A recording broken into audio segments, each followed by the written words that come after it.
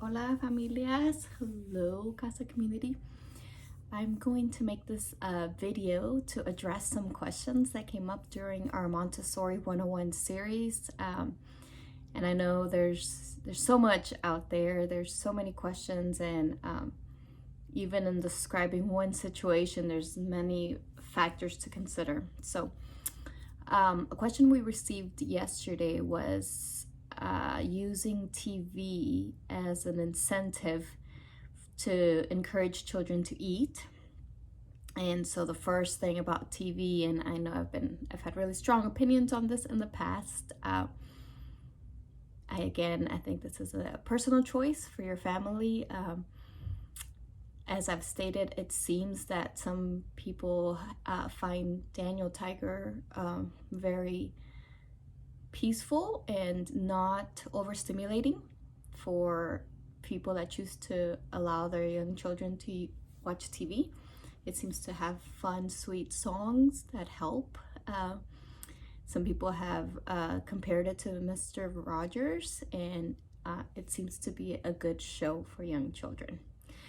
My recommendation for TV is, again, if you are offering TV, definitely no more than 30 minutes a day, and a parent being present so that it becomes a learning opportunity and an interaction with a parent rather than a pastime where they are not receiving that connection from an adult.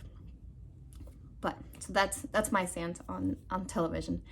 The second thing is using it as an incentive. I wouldn't do that because, again, our goal is to aid our children to develop their own inner will and their own inner discipline, their inner compass, to be able to think critically and to do things from a place of love and respect and from a place of doing the right thing, not a fear of punishment or because they want a reward.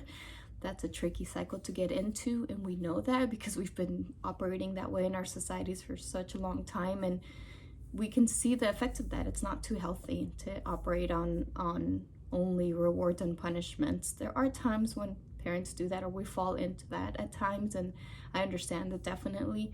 Like I use TV or screen time with my much older children as a consequence, but it has to be relatable. So that's what I want to talk about. Like, if you are using an incentive or a consequence, which is better than punishment or reward, and it is different because an incentive is something to look forward to. For example, with food, I wouldn't use TV. I would use like something they enjoy. Like, oh man, we get to eat this gummy afterwards.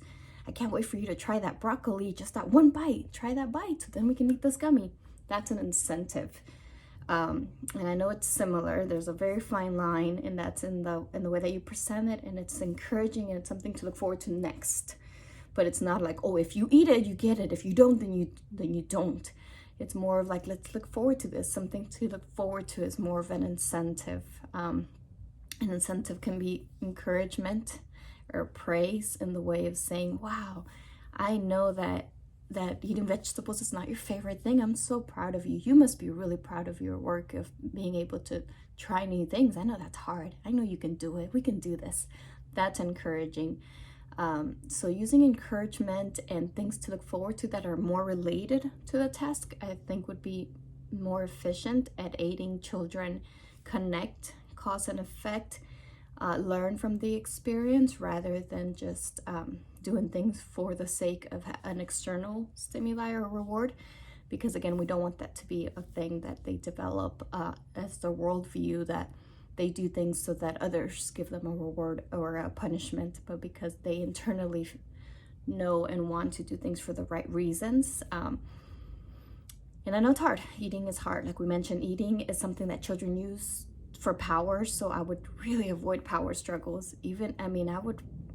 I would not make eating a big deal. If your child's really hesitant and meal times are a rough time for you guys, I would leave it alone. I would just continue to introduce new fruits and vegetables daily and give them a plate full of everything that you're comfortable with them eating and allow them to eat what they eat. We really can't control what they put in their mouths, what they swallow. So just continue to offer in different variety of ways fruits and vegetables and food that you want your child to eat, and allow them to taste it. You can encourage them by singing, doing it yourself. if they participate in growing it or peeling it and cutting it themselves, it is most likely that they will try it. That's another way to encourage them. Having friends that they know eating it and trying it will be encouraging, but definitely not forcing it or bribing them into eating food. I don't think that would develop healthy eating habits.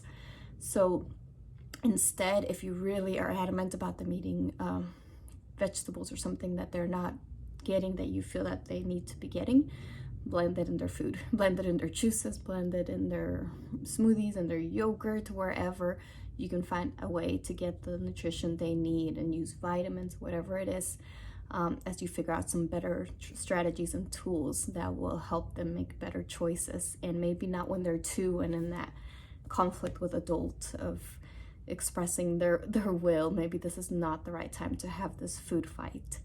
So let me know if that's helpful regarding food, and then we'll address other questions in further videos. I hope you enjoyed this and that it's helpful to your family.